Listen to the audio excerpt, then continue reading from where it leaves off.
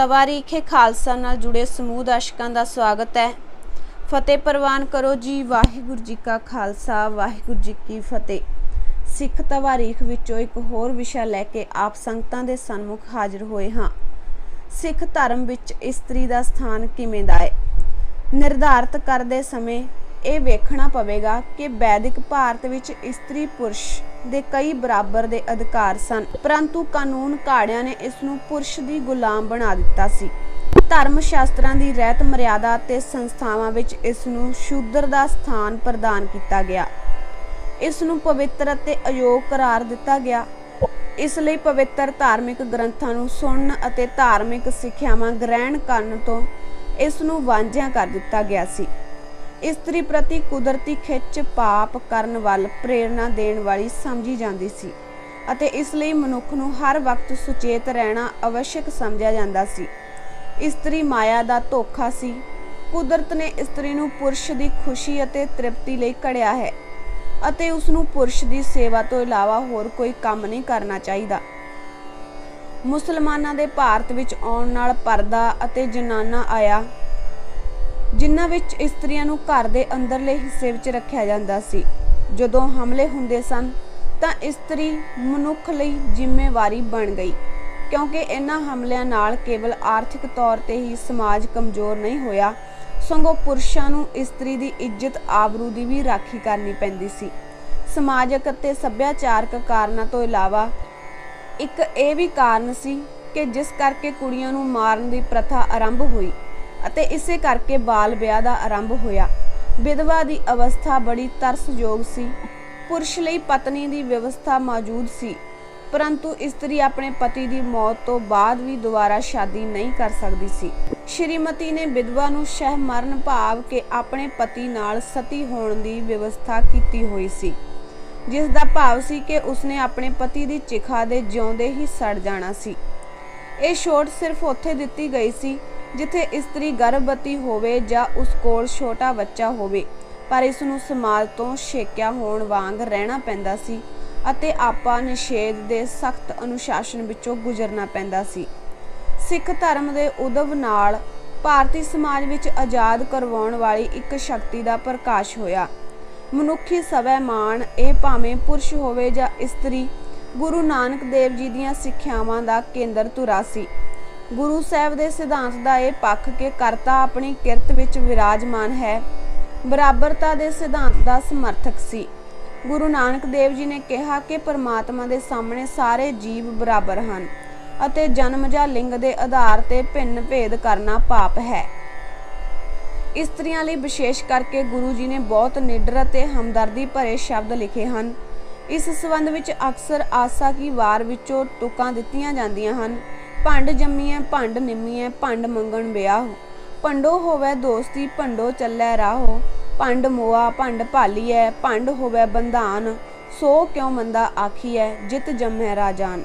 आसा की वार दी एक होर पौड़ी विच गुरु नानक देव जी सूतक दे वहम दा खंडन करदे हन, जिस अनुसार इस्त्री बच्चे नूं जन्म देण उपरंत कई दिनां दा अपवित्र रहिंदी है अते इह उसदी जात दे अनुसार हुंदा है जिस नाल उसदा संबंध हुंदा है।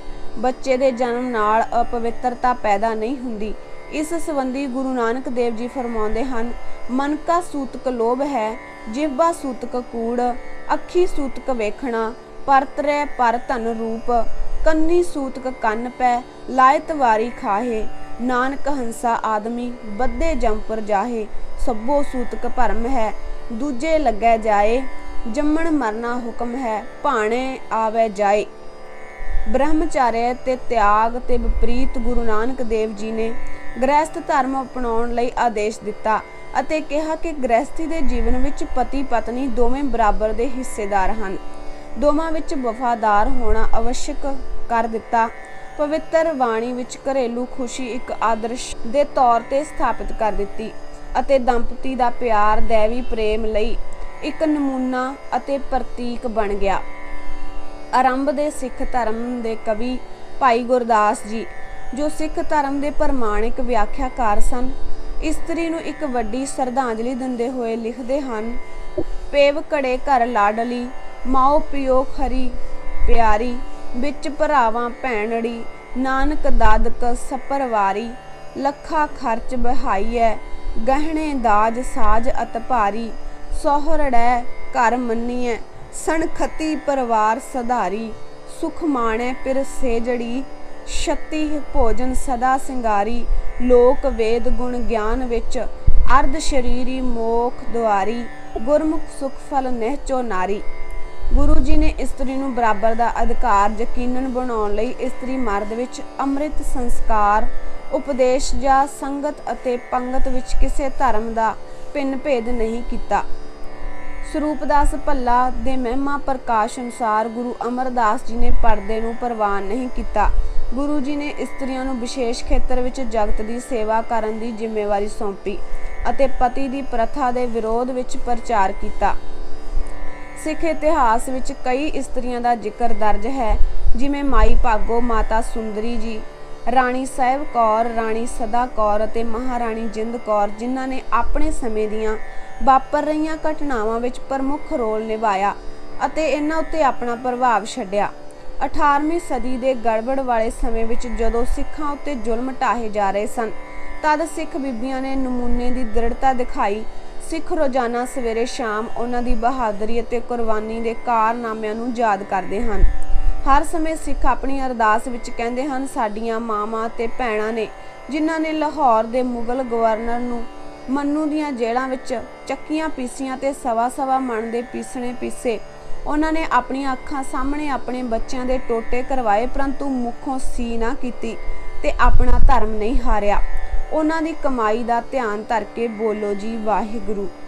ਜ਼ੁਲਮ ਸਿਤਮ ਦੇ ਉਹਨਾਂ ਦਿਨਾਂ ਵਿੱਚ ਵੀ ਸਿੱਖ ਨੂੰ ਇਹ ਸਿਖਾਇਆ ਗਿਆ ਸੀ ਕਿ ਜੰਗ ਵਿੱਚ ਦੁਸ਼ਮਣਾਂ ਦੀਆਂ ਫੜੀਆਂ ਹੋਈਆਂ ਇਸਤਰੀਆਂ ਨਾਲ ਵੀ ਅਤ ਸਤਿਕਾਰ ਨਾਲ ਪੇਸ਼ ਆਉਣਾ ਹੈ। ਉਹਨਾਂ ਨੇ ਇਸਤਰੀਆਂ ਨੂੰ ਬਹੁਤ ਸਤਿਕਾਰ ਦਿੱਤਾ।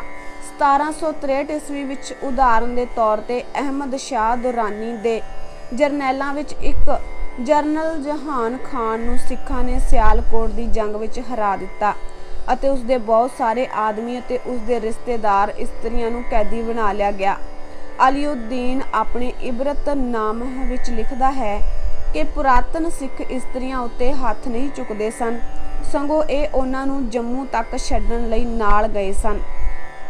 ਇੱਕ ਹੋਰ ਮੁਸਲਮਾਨ ਇਤਿਹਾਸਕਾਰ ਗੁਲਾਮ ਮੁਹਈਉਦੀਨ ਆਪਣੀ ਰਚਨਾ ਹਤੂਹਾਤ ਨਾਮੇ ਸ਼ਾਮਦੀ ਵਿੱਚ ਸਿੱਖਾਂ ਨੂੰ ਗਾਲਾਂ ਕੱਢਦਾ ਹੈ, ਪਰੰਤੂ ਫਿਰ ਵੀ ਲਿਖਦਾ ਹੈ ਕਿ ਇਹ ਲੋਕ ਇਸਤਰੀਆਂ ਦਾ ਬਹੁਤ ਸਤਿਕਾਰ ਕਰਦੇ ਹਨ।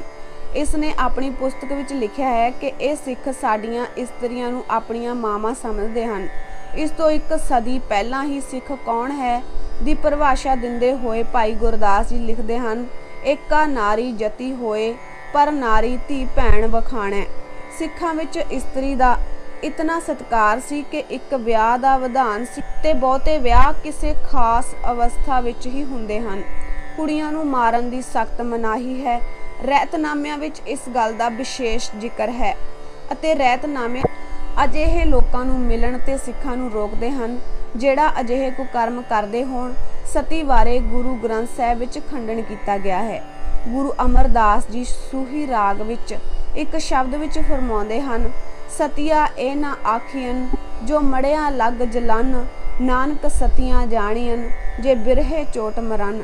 ਅੱਗੇ ਲਿਖਦੇ ਹਨ, ਭੇਸੋ ਸਤੀਆ ਜਾਣੀਅਨ ਸੀਲ ਸੰਤੋਖ ਰਹਨ, ਸੇਵਨ ਸਾਈ ਆਪਣਾ ਨਿਤ ਉਠ ਸੰਮਾਲਨ।